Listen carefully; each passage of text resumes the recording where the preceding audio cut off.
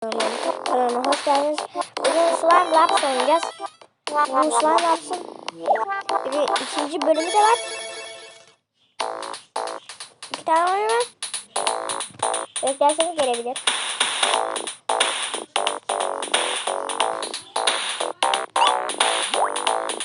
Yok. Değil mi ya bak. Geçebiliyor muyum? Ben geçemiyorum.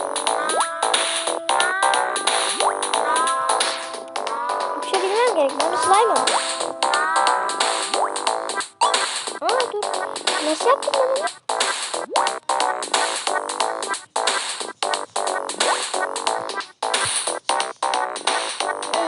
Hey!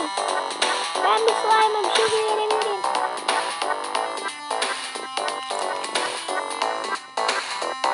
Yapıştım.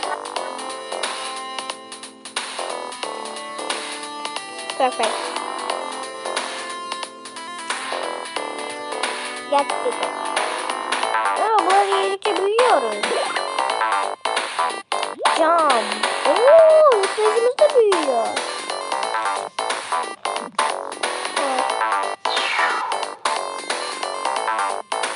Ama çizmemiz de gerekiyor.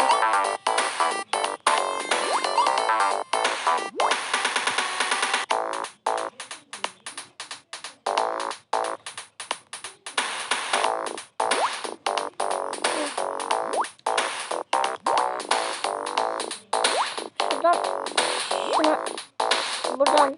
Aa, dur. Şurada bir yer var.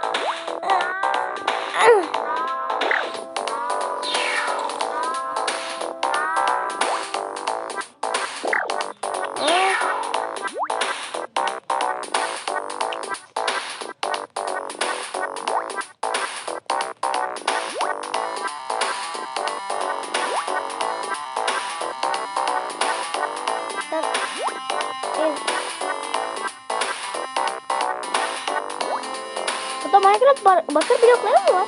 Farklı değişik. Sadece renkleri farklı. Hadi.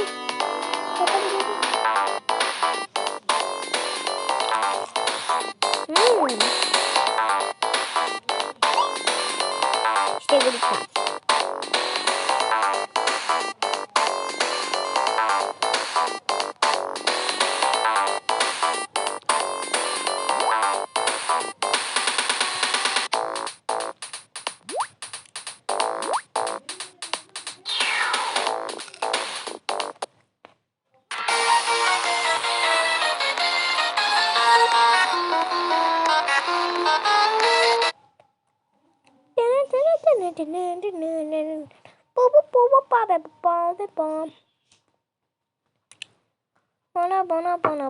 Bana. Evet.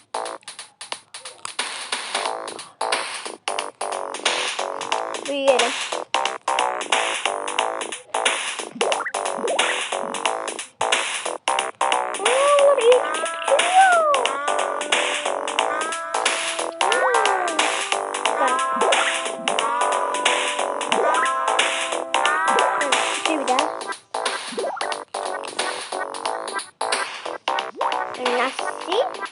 Evet, çekebilirim.